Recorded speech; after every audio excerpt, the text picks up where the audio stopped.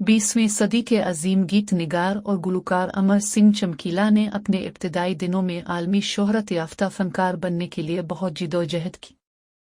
घर में गुर्बत की वजह से उसे बहुत मेहनत करनी पड़ी। अगरचे चमकीला की तालीम कम थी, लेकिन उन्हें बचपन से ही गाने का शौक था।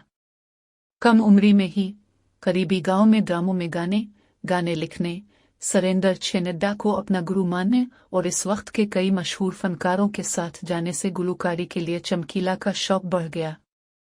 जब भी वक्त मिलता चमकीला स्टेज पर एक दो गाने गाता। आलमी शोहरत याफ्ता फनकार बनने से पहले वो चंडीगढ़ के बड़ियल में रामलीला में जाया करते थे।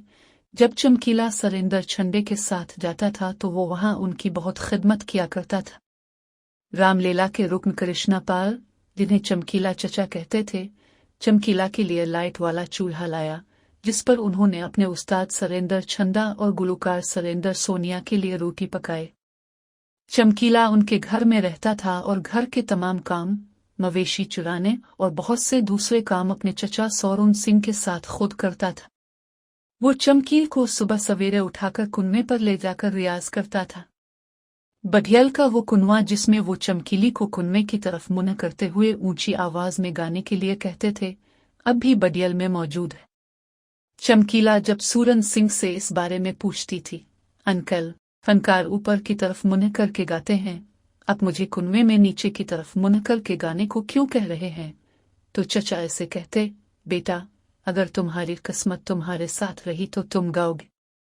मुस्तकबिल में एक मशहूर फनकार बने और आपकी आवाज दूसरे फनकारों की तरह नहीं टूटेगी। चौधरी तीलो राम ने चमकीली से एक बात कही थी कि एक दिन तुम्हारी मेहनत रंग लाएगी और तुम बड़े फनकार बन जाओगे। सरेंदर छंदा कहता था कि मेरा शागिर्द आलमी शोहरत याफ्ता हो और दुनिया में इसका मुकाबला करने वाला कोई ना हो। छंदा मरहूम जुगदेव सिंह जसुवाल को चचा कहकर पुकारते थे। एक बार छंडे ने अपने दो अप्रेंटिस कुलदीप पारस और चमकील को लुधियाना में जसुवाल के घर बुलाया। इस वक्त जसुवाल ने 2 बैरल खड़ा करके स्टेज बनाया था और चमकीली को चोटी पर चढ़कर गाने को कहा था, हम देखते हैं तुम्हारा आवाज ये कहाँ तक जाता है। फिर चमकीली ने मानिक की एक कुल्ली गाया। जसुवाल ने कहा था कि तुम गाने में अच्छी हो, मुस्तकबिल में तुम्हारा नाम जरूर रोशन होगा। एक बार जब चमकीला रामलीला में मानिक की कुल्ली का एक हिस्सा भूल गया था, छंदा को चमकीला से बहुत गुस्सा आया। इसके बाद सरेंदर सोनिया ने आगे आकर चमकीली को बचाया और बाद में इसे कुछ देर हल्दी का दूध पिलाया, यहाँ तक कि वो सेहतयाब हो गए। सरेंदर सोनिया ने फिर छंडे से ये भी कहा कि अगर मैं तुम्हें स्टार बना सकती हूँ तो चमकील को भी हीरा बना सकती हूँ। चुंडा कहो ये था कि मैं अपने तलबा की गलतियों को मुआफ नहीं कर सकता।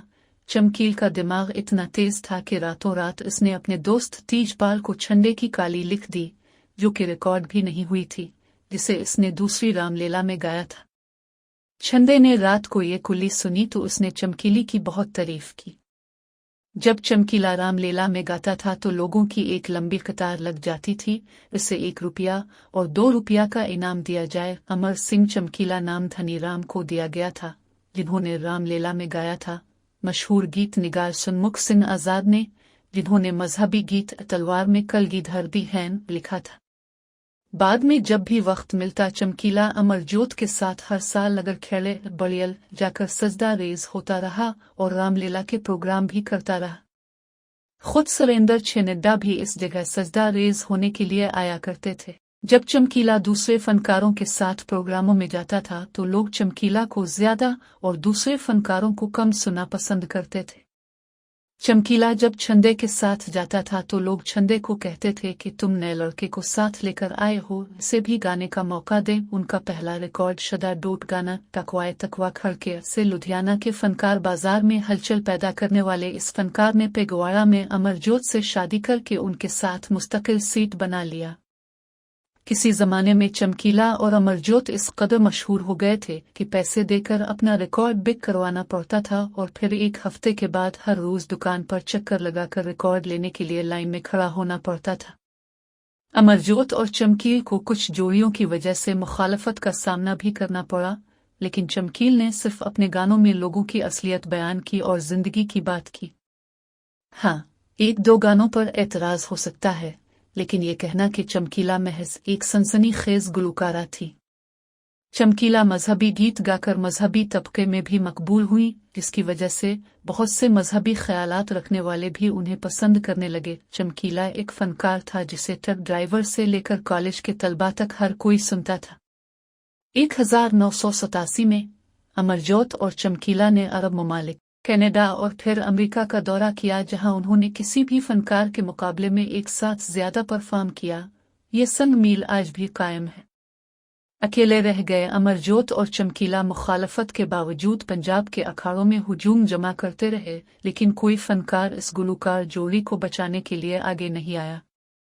दरअसल किसी भी शख्स को किसी दूसरे की जान लेने का हक नहीं है, लेकिन जो लोग अमरजोत और चमकीला के कत्ल के जिम्मेदार थे वो पहले ही मायसमपुर आ चुके थे। अखाड़े से पहले भी ये बहादुर अमरजोत और साजी कई सालों की मेहनत और जिदोजहद के बाद दुनिया में मशहूर हुए, किस तरह के साथ मारा गया।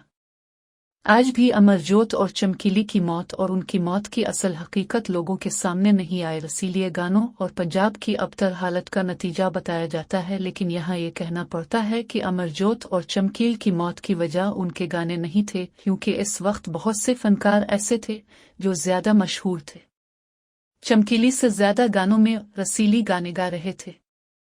लाशें मर सकती हैं लेकिन आवाजें कभी नहीं मुर्द, इस मजमून के मुसन्निफ हैं